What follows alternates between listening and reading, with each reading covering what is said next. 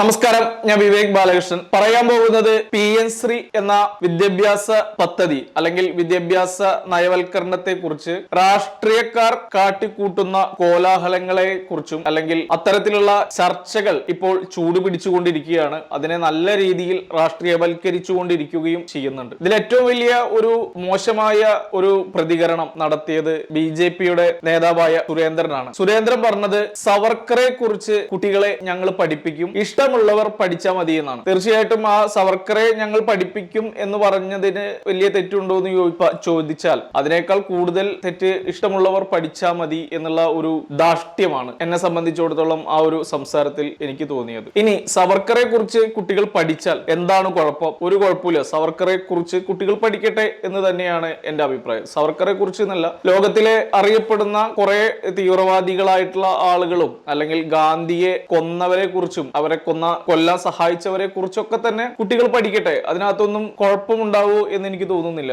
മാത്രമല്ല, കേരളത്തിനെ ആക്രമിച്ച ടിപ്പു സുൽത്താനും ടിപ്പു സുൽത്താന്റെ പിതാവായ ഹൈദരാലിയെ കുറിച്ചൊക്കെ നമ്മൾ പഠിക്കുന്നുണ്ടല്ലോ. പിന്നെന്താണ് ഇത്തരത്തിലുള്ള ആളുകളെ കുറിച്ച് പഠിച്ചാൽ എന്നുള്ള കാര്യത്തിൽ തർക്കമൊന്നുമില്ല. മാത്രമല്ല, ഇപ്പോഴത്തെ വിദ്യാഭ്യാസ രീതി നമ്മൾ നോക്കുകയാണെങ്കിൽ തീർച്ചയായിട്ടും രാഷ്ട്രീയവൽക്കരിച്ചുകൊണ്ടിരിക്കുകയാണ് എന്നുള്ള കാര്യത്തിൽ ഒരുവിധ സംശയവുമില്ല. അതായത് 1ാം ക്ലാസ് മുതൽ ഡിഗ്രി കഴിയുന്നവരെ, ഗ്രാജുവേഷൻ കഴിയുന്നവരെയുള്ള പാഠപുസ്തകങ്ങളിൽ പാഠപദ്ധതിയായി ഉൾക്കൊള്ളിച്ചിട്ടുള്ള കഥകളെല്ലാം തന്നെ ഇടതുപക്ഷ രാഷ്ട്രീയ ബോധത്തിന്റെ ഉള്ളിൽ നിന്ന് ഉടലെടുത്ത കാഴ്ചപ്പാടുകളാണ് എന്നുള്ള കാര്യത്തിൽ സംശയമില്ല. എസ്പെഷ്യലി BA മലയാളം പോലുള്ള കോഴ്സുകളെല്ലാം തന്നെ പഠിപ്പിക്കുന്ന ഒരു സ്റ്റൈല് അല്ലെങ്കിൽ ഒരു രീതി എന്ന് വെച്ച് കഴിഞ്ഞാൽ പക്ക കമ്മ്യൂണിസവും ഇടതുപക്ഷ ചിന്തയ്ക്ക് കൂടുതൽ പ്രാധാന്യം നൽകിയിട്ടുള്ള കാര്യങ്ങളായിട്ട് എനിക്ക് പലപ്പോഴും തോന്നിയിട്ടുണ്ട്. ഉദാഹരണം പറയുകയാണെങ്കിൽ ഇപ്പോ ഈശ്വര വാര്യർ എന്ന് പറയുന്ന ഒരു വ്യക്തിയും അയാളുടെ മകനെ കുറിച്ചുള്ള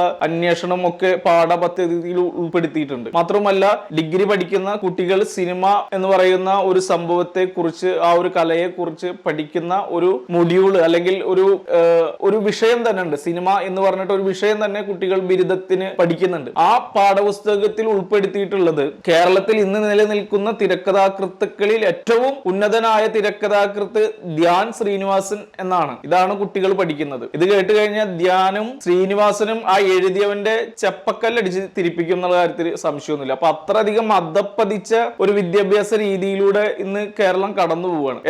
എത്ര പാഠങ്ങളാണ് കമ്മ്യൂണിസ്റ്റ് വൽകൃതമായിട്ട് അല്ലെങ്കിൽ കുട്ടികൾ പഠിച്ചുകൊണ്ടിരിക്കുന്നത്. ഇത് ഞാനിങ്ങനെ പറയാൻ കാരണം, ഒരു ഡിസ്റ്റൻസ് എഡ്യൂക്കേഷൻ എന്ന രീതിയിൽ ഞാൻ BA മലയാളം അടുത്ത കാലത്ത് പഠിക്കുകയുണ്ടായി. അപ്പൊ നമ്മുടെ പഠന സമയം അല്ലെങ്കിൽ ഒരു വിദ്യാഭ്യാസം അഭ്യസിക്കുന്ന ആ ഒരു സമയമുണ്ടല്ലോ, 10-24 വയസ്സിന്റെ ഉള്ളിൽ ഇത് പഠിക്കുകയാണെങ്കിൽ നമ്മളിത് വിശ്വസിച്ച് പോകും. പല കാര്യങ്ങളും ഇതൊക്കെ തന്നെയാണ്, അല്ലെങ്കിൽ നമ്മുടെ ചിന്തകളെ വളരെയധികം സ്വാധീനിക്കും. നമ്മൾ ആ പ്രായം വിട്ട് കുറച്ച് രാഷ്ട്രീയപരമായ കാര്യങ്ങളിലേക്ക് വർക്ക് ചെയ്യുകയും അങ്ങനെയൊക്കെ കൂടുതൽ വായന ഒക്കെ ഉണ്ടാവുന്നത് കൊണ്ട് നമുക്ക് ഈ ഒരു വേർതിരിവ് കറക്റ്റ് ആയിട്ട് മനസ്സിലാവുന്നുണ്ട്.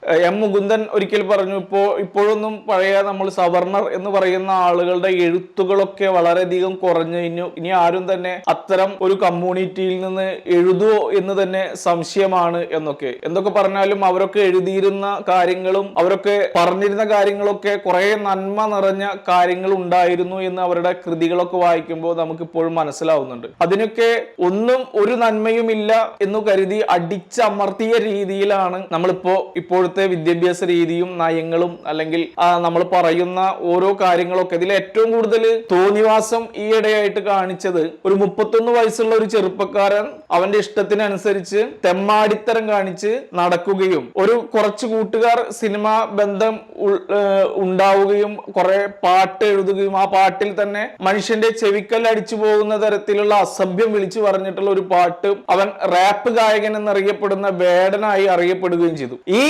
31 വയസ്സുകാരന്റെ ജീവിതം ഇവിടെ പഠിപ്പിക്കണം എന്ന് പറഞ്ഞിട്ട് അന്തം കമ്മികളായിട്ടുള്ള ഉന്നത വിദ്യാഭ്യാസമുള്ളവരടക്കം മുറവിളി കൂട്ടിയ കേരളമാണ് ഇവിടെ. അപ്പൊ പിന്നെ ഒരു സവർക്കറെ കുറിച്ച് പഠിച്ചാൽ എന്താണ് അത്ര കുഴപ്പം? ഒന്ന് ആലോചിച്ച് നോക്കുക. നമ്മളൊക്കെ ഇപ്പോഴും 8ാം ക്ലാസ്സിലൊക്കെ കുട്ടികൾ പഠിക്കുന്നത് MT വാസുദേവൻ നായരുടെ പെരുന്തച്ഛൻ എന്ന് പറയുന്ന ഒരു കഥയുണ്ട്. ഒരിക്കലും കുട്ടികൾ പഠിക്കാൻ പാടില്ലാത്ത ഒരു കഥയാണ്. ഒരു കമ്മ്യൂണിറ്റിയെ അല്ലെങ്കിൽ ഒരു സമുദായത്തെ തലക്കടിച്ച് അടിച്ചമർത്തുന്ന രീതിയിലുള്ള ഒരു കഥ. അതിപ്പോഴും കുട്ടികൾ പഠിക്കുന്നുണ്ട്. അങ്ങനെയാണോ ആ കുലത്തിലുള്ളവരൊക്കെ ജീവിച്ചിരിക്കുന്നത് അല്ലെങ്കിൽ ജീവിച്ചു പോന്നിരുന്നത്? അപ്പോ ഒരു കമ്മ്യൂണിറ്റിനെ ഒരു രീതിയിലും അല്ലെങ്കിൽ ഒരു അത്രയും വലിയൊരു കമ്മ്യൂണിറ്റി അല്ല അവര് എന്നുള്ള രീതിയിൽ കാണുകയും അവരെ തലക്കടിച്ച് അവിടെ ഒന്നും സംഭവിക്കില്ല.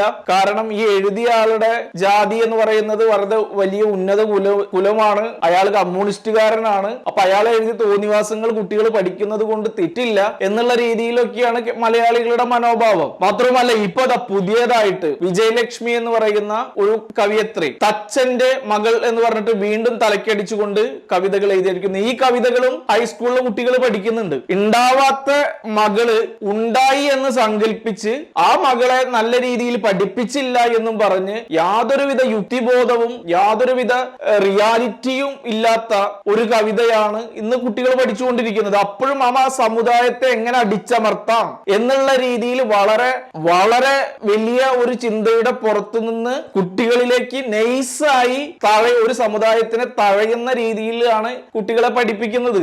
അപ്പൊ ഇത്തരം തോന്നിവാസങ്ങളും തെമ്മാടിത്തരങ്ങളും ഒക്കെ കേരളത്തിലെ വിദ്യാഭ്യാസ മേഖലയിൽ വളരെ സൂപ്പറായിട്ട് നടന്നുകൊണ്ടിരിക്കുന്നുണ്ട്. പിന്നെ എന്തിനാണ് ഈ ഒരു സവർക്കറെ അല്ലെങ്കിൽ നാളെ ഗാന്ധിജിയെ വെടിവെച്ച് കൊന്ന നാഥൂറാം വിനായക് ഗോഡ്സെനെ കുറിച്ച് കുട്ടികൾ പഠിക്കട്ടെ. എന്താണ് പ്രശ്നം? ആർക്കാണ് അത്ര വലിയ പ്രശ്നം? അപ്പോ അതിൽ നിന്നൊന്നും തന്നെ ഇതൊക്കെ ഉണ്ടായിട്ട് ഇതിനൊക്കെ മൂടി വെച്ചിട്ട് ഇതിനെതിർക്കുന്ന ഒരു സമ്പ്രദായം ഒട്ടും ശരിയല്ല. മാത്രവുമല്ല പി എൻ ശ്രീ എന്ന് പറയുന്ന ഈ ഒരു പദ്ധതി അതിൽ കുട്ടികളുടെ വയസ്സനുസരിച്ചിട്ട് ഏകദേശം ഒരു 7ാം ക്ലാസ് 8ാം ക്ലാസ് മുതൽ 12ാം ക്ലാസ് വരെയുള്ള ഇതൊക്കെ ഒരു വർഷത്തിൽ അതിനെ ഹൈസ്കൂൾ എന്ന രീതിയിലാണ് കാണുന്നത് എന്ന് പറയുന്നതും തുടക്കം മുതൽ 3 വയസ്സ് മുതൽ 7 വയസ്സ് വരെയുള്ള ആ ഒരു കാലഘട്ടത്തിലെ LP ഒക്കെ മാറുന്നു, UP മാറുന്നു, ഹൈസ്കൂൾ മാറുന്നു എന്നൊക്കെ പറയുന്ന സിസ്റ്റം വരുന്നത് തീർച്ചയായിട്ടും കുട്ടികൾക്ക് നല്ലത് മാത്രമേ സംഭവിക്കൂ എന്നുള്ള കാര്യത്തിൽ ഒരുവിധ സംശയമില്ല.